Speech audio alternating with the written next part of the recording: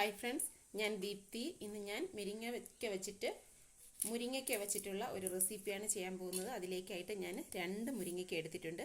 അപ്പം മുരിങ്ങയ്ക്ക നമുക്ക് അതിനൊന്ന് വൃത്തിയാക്കി എടുക്കണം. അപ്പോൾ ഇങ്ങനെ കട്ട് ചെയ്തെടുക്കുമ്പോൾ തന്നെ ഇതിൻ്റെ നാര് കുറച്ചിഞ്ഞ് പോരും. ഇത്രയേ ഉള്ളൂ. ഇങ്ങനെ എടുക്കാം.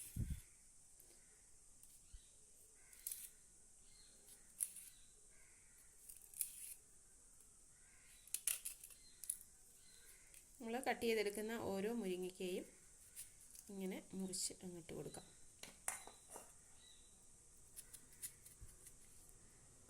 ഇപ്പോൾ മുരിങ്ങയ്ക്കയൊക്കെ കിട്ടുന്ന സീസണാണല്ലോ, അപ്പോൾ നമുക്ക് വെറൈറ്റി റെസിപ്പികൾ ഉണ്ടാക്കാം. അപ്പോൾ ഞാൻ ബാക്കി എല്ലാം ഇതുപോലെ ഒന്ന് ചെയ്തെടുക്കട്ടെ.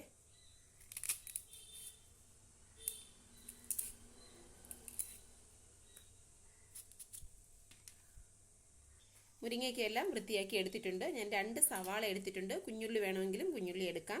പക്ഷേ ഞാനെപ്പോഴും ഇത് വയ്ക്കുമ്പോൾ സവാളയാണ് ചേർക്കാറുള്ളത്. ടേസ്റ്റിലൊന്നും വ്യത്യാസം ഉണ്ടാവില്ല.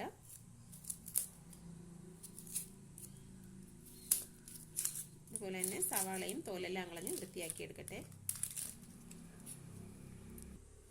വൃത്തിയാക്കിയെടുത്ത സവാളകൾ നമുക്ക് ചെറുതായിട്ടൊന്ന് കട്ട് ചെയ്തെടുക്കണം.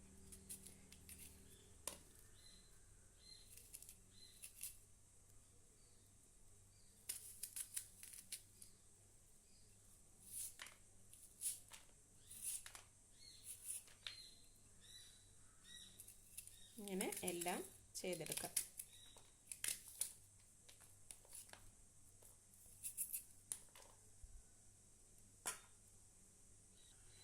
സവാള എല്ലാം കട്ട് ചെയ്തെടുത്തിട്ടുണ്ട്. നമുക്കിനി ഒരു പാൻ അടുപ്പത്ത് വെച്ച് കൊടുക്കാം. ഒരു ചട്ടി അടുപ്പത്ത് വെച്ച് ചട്ടി നന്നായി ചൂടായിട്ടുണ്ട്. അതിലേക്ക് കുറച്ച് എണ്ണ ഒഴിച്ചു കൊടുക്കാം.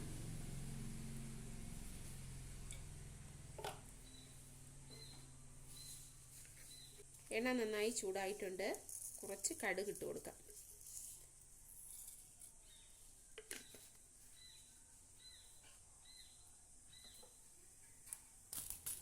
ഒരു വറ്റൽമുളക് ഇട്ട് കൊടുക്കാം.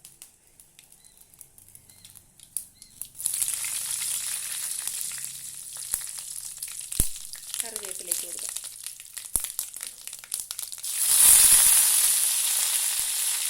നമ്മൾ അരിഞ്ഞ് മാറ്റി വെച്ചിരുന്ന സവാള ഇട്ട് കൊടുക്കാം.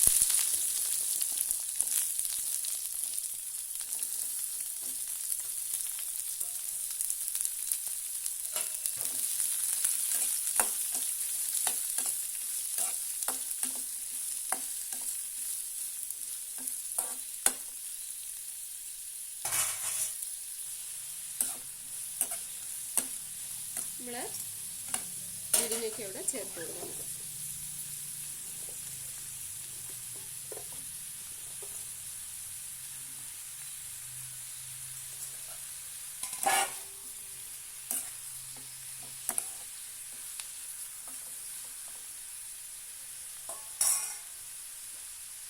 കുറച്ച് നേരം ഒന്ന് അടച്ചു വെച്ച് കൊടുക്കാം. 3 പച്ചമുളക് അരിഞ്ഞെടുത്തതാണ്, അതും കൂടെ ചേർത്ത് കൊടുക്കാം.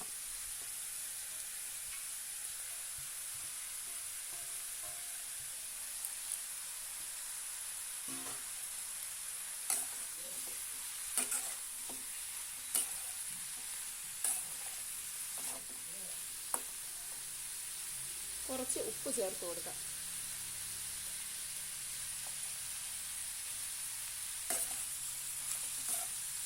എല്ലാം കൂടെ നന്നായിട്ടൊന്ന് മിക്സ് ചെയ്ത് കൊടുക്കാം. മുരിങ്ങക്കായ്ക്ക് അല്പം വേവുണ്ട്, അതുകൊണ്ട് നമുക്ക് വേണമെങ്കിൽ കുറച്ച് വെള്ളം ഒഴിച്ച് കൊടുക്കാം. അത് നന്നായിട്ടൊന്ന് വെന്ത് കിട്ടാൻ വേണ്ടിയിട്ട് മാത്രം കുറച്ച് വെള്ളം ഒഴിച്ച് വെച്ച് അടച്ചങ്ങ് വെച്ചേക്കാം.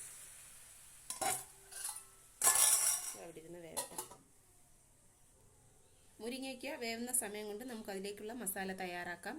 അതിലേക്കായിട്ട് ഞാൻ കുറച്ച് ഒരു 1/2 കപ്പോളം തേങ്ങ ഇട്ടിട്ടുണ്ട്.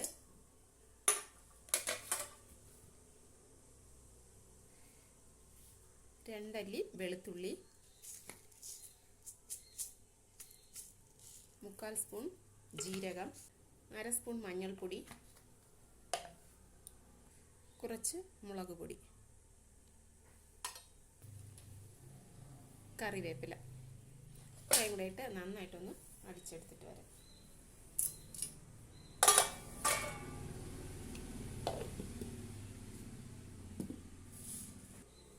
അടിച്ചെടുത്തിട്ടുണ്ട്, അതവിടെ ഇരിക്കട്ടെ.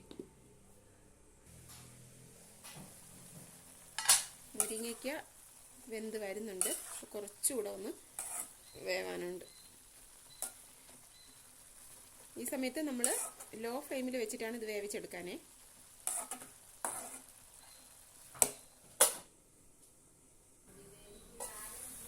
നമ്മൾ അടിച്ചു വെച്ചിരുന്ന തേങ്ങാക്കൂട്ട് ഇതിലേക്ക് ഇനി ചേർത്ത് കൊടുക്കാം.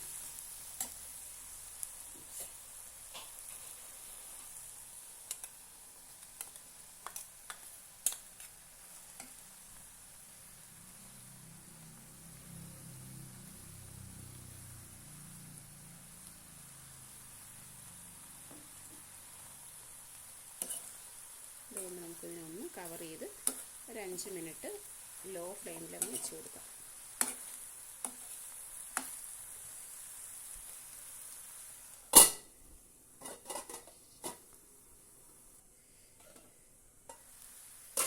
നമുക്കിതൊന്ന് ഇളക്കിയിട്ട് കൊടുക്കാം.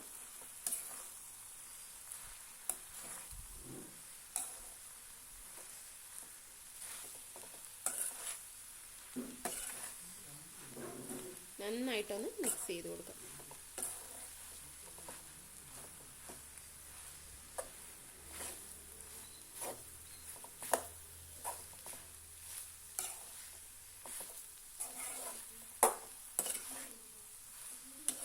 ഈ സമയത്ത് മുളക് പൊടി കുറച്ചുകൂടെ ചേർക്കണമെന്നുള്ളവർക്ക് ചേർത്ത് കൊടുക്കാം.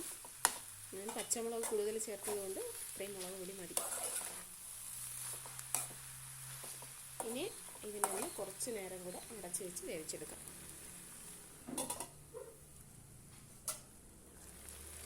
നമ്മുടെ മുരിങ്ങയ്ക്ക ഉള്ളി നന്നായിട്ട് വെന്തിട്ടുണ്ട്.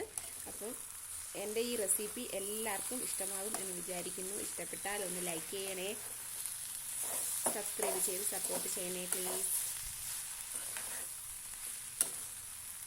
ഇതൊക്കെ എല്ലാവരും ഒന്ന് ട്രൈ ചെയ്ത് നോക്കണേ. ഇപ്പം നമുക്ക് മുരിങ്ങയ്ക്കൊക്കെ കിട്ടുന്ന സമയമാണല്ലോ. അപ്പോൾ തീർച്ചയായിട്ടും എല്ലാവർക്കും ഇഷ്ടപ്പെടും. ഇഷ്ടപ്പെട്ടാലൊന്ന് കമൻറ്റ് ചെയ്തേക്കണേ നിങ്ങളുടെ അഭിപ്രായങ്ങൾ.